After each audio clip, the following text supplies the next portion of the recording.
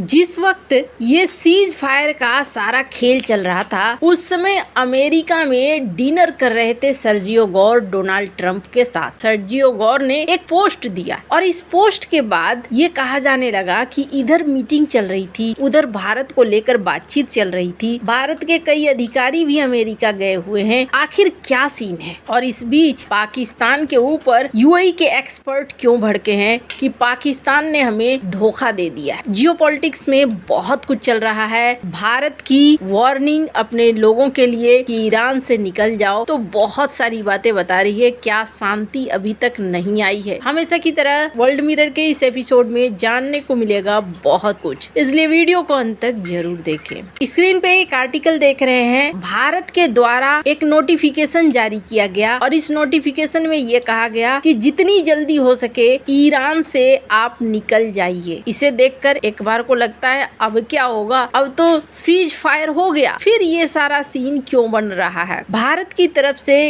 इस एडवाइजरी में emergency helpline numbers दिए गए हैं, ईमेल दिया गया है और इसमें कहा गया है कि आप यहाँ निकलिए। अनिश्चितता लगता है जैसे बनी हुई है। अब भारत इस सीज फायर को क्या नहीं मान रहा है या कुछ बड़ा होने वाला है? पहली बात मैं आपको बता दूं, ये जो सीज फायर है ना, ये सीज फायर कितना गंभीर है ये पता लगने में थोड़ा वक्त है, क्योंकि अभी अगर देखें तो खाड़ी के देश भड़के हुए हैं पाकिस्तान के ऊपर भी। बहुत सारे लोग अभी इस तरीके के बयान दे रहे हैं जिसमें कह रहे हैं कि भारत को आगे आना चाहिए था, भारत के इसके को चूकना नहीं चाहिए था, वरना आज पाकिस्तान की जगह भारत का नाम होता, कि भारत ने सीज फायर करवा दिया। पहली बात तो ये कि ये सीज फायर कितना लंबा टिकेगा इसकी कोई गारंटी नहीं है। दूसरी बात ये, इजराइल के बाद सबसे ज्यादा ईरानी मिसाइल और ड्रोन हमले झेलने वाला अगर कोई देश था तो वो यूएई था, और यूएई को ऐसा लग रहा है कि अमेरिका ईरान के बीच सीज फायर डील तो हो गई, लेकिन हमारी तो बात ही नहीं हुई। अमेरिका और ईरान के बीच सीज फायर हो गया, लेकिन स्ट्रेट ऑफ हॉर्मुज अभी तक पूरा खुला नहीं है। यही नहीं, ईरान अब ओमान के साथ मिलकर हॉर्मुज स्ट्रेट से गुजरने वाले जहाजों पर भारी भरकम टोल वसूलने जा रहा है। ईरानी हमले में यूएई को भारी नुकसान हुआ और इस डील में यूएई के भरपाई पर कोई बात नहीं हुई। इसको लेकर यूएई के एक्सपर्ट हैं, स्क्रीन पर आप देख रहे हैं ट्वीट अमजद ताहा। इन्होंने कहा कि पाकिस्तान ने हमें धोखा दिया। इन्होंने कहा कि पाकिस्तान ने ईरान के आतंकी शासन को जिंदा रखा है। उनका ये बयान तब आया है जब यूएई ने पाकिस्तान से अपना $3.5 अरब का लोन वापस ले लिया है। इससे पाकिस्तानी भी बौखलाए हुए हैं। इन्होंने लिखा कि पाकिस्तान ने ईरान के इस्लामिक आतंकी शासन को जिंदा रखा है। इस 2 सप्ताह के संघर्ष विराम को पाकिस्तान की ओर से लाया गया है, न कि तेहरान की ओर से। पाकिस्तान ने ईरानी शासन से ये भी मांग नहीं की कि यूएई, जॉर्डन और अन्य खाड़ी देशों के खिलाफ जारी हमले रोके। हम इसे पिछड़ी सोच और धोखे को भूलेंगे नहीं। गंदे आतंकियों पर भरोसा करना ये दुनिया की सबसे बड़ी गलती है। ट्रंप को इस पर पछतावा होगा। आतंकियों पर भरोसा मत करो और न ही उनसे बातें करो, ये अमजद ताहा ने लिखा है। हालांकि जिस तरीके से यूएई यहाँ नाराज दिख रहा है, पहली बात तो ये कि ये सीज फायर लंबा टिक जाए तो बहुत अच्छी बात है, सबके लिए अच्छी बात है, लेकिन अगर ये नहीं टिकता है तो मुसीबत खत्म हुई नहीं है, पहली चीज। और कोई भी देश इसमें जिनको नुकसान हुआ है उनकी बात नहीं हो रही है। अब आप जरा सोचिए, अगर भारत यहाँ बैठा होता है, इस सीज फायर को करवा रहा होता, तो भारत की बड़ी बदनामी होती कि भारत ने मुझे धोखा दे दिया, भारत ने मेरे लिए कुछ नहीं दिलवाया। यही वजह है कि भारत इन सब चीजों में पड़ नहीं रहा है और इन सब चीजों को दूर रख रहा है। अब इस बीच भारत का महत्व किस तरीके से बढ़ा है उसे देखिए। सर्जियो गोर ने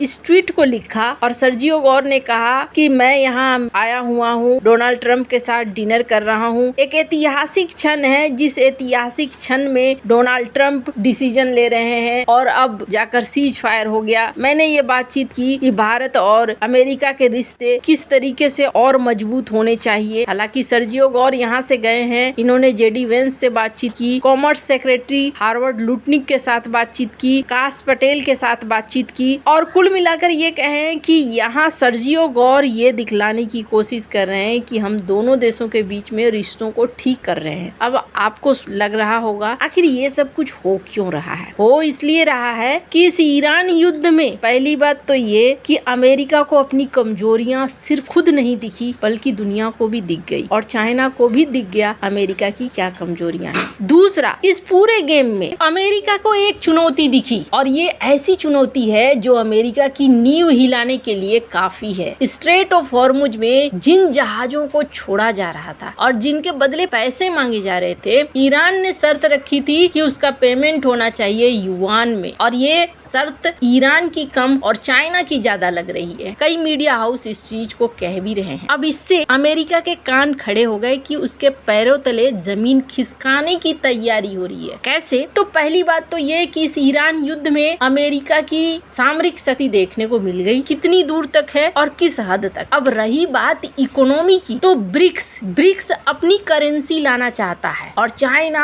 तहे दिल से ये चाहता है कि ब्रिक्स की अपनी करेंसी आए, जिसमें रूस का 200% समर्थन है। एकमात्र देश है भारत जिसने अभी ये कहा है कि ब्रिक्स के कॉमन करेंसी को हम अभी सपोर्ट नहीं करते हैं। आने वाले समय में चाइना चाहे तो ब्रिक्स की मदद से, और ब्रिक्स चाहे जिसमें सारे सदस्यों की सहमति जरूरी है, डॉलर कहाँ चला जाएगा पता भी नहीं चलेगा। और ये चीज अमेरिका को एक झलक देखने को मिल चुकी है। दूसरी बड़ी चीज, यूरोपीय देश इन्होंने हाथ खड़े कर दिए और फ्रांस ने तो बिल्कुल साफ साफ कहा है कि न तो हम चाइना की तरफ जाएंगे और न ही अमेरिका की बर्दाश्त करेंगे। तो फिर हम कहाँ जाएं? इंडो पैसिफिक में हम भारत की तरफ जाएं। यानी एक तीसरा ध्रुव जो खड़ा हो चुका है। अब इस ध्रुव के साथ हर कोई चाहेगा कि दोस्ती बनाकर रखें। यहाँ जो गौर अचानक से ट्वीट कर रहे हैं बार बार, इसका एक ही मकसद है और वो है कि पहले जो इन्होंने रायता फैलाया है वो सारे रायता को ये समेटने की कोशिश कर रहे हैं और समेटते हुए ये कोशिश कर रहे हैं कि एक मुलाकात पीएम मोदी और डोनाल्ड ट्रंप की हो जाए और इस मुलाकात के बाद भारत और अमेरिका के रिश्ते अच्छे दिखने लगे। इसके बाद ट्रंप जाएं चाइना और फिर बात करें तो ट्रंप के बाद का एक वजन होगा, क्योंकि मई महीने के आसपास में ही उन्हें वहाँ भी जाना है, चाइना भी, और चाइना से व्यापार वार्ता करना है। अभी तो जब वो चाइना के सामने बातचीत करने के लिए बैठेंगे तो चाइना का पलड़ा ज्यादा भारी है और डोनाल्ड ट्रंप का पलड़ा कम भारी है। तो अपने वजन को बढ़ाने के लिए भी इन्हें भारत का साथ चाहिए। ये जो तेजी देख रहे हैं सर्जियो गौर की, ये तेजी आने वाले कुछ दिनों में और ज्यादा देखने को मिलेगी, क्योंकि अब बैलेंस बनाने के लिए भारत की जरूरत अमेरिका को बहुत बहुत बहुत ज्यादा है। वैसे आपको क्या लगता है आने वाला समय किसका होने वाला है? कमेंट कर अपनी राय जरूर बताएं। जल्द मिलते हैं अगले वीडियो में नई खबर के साथ।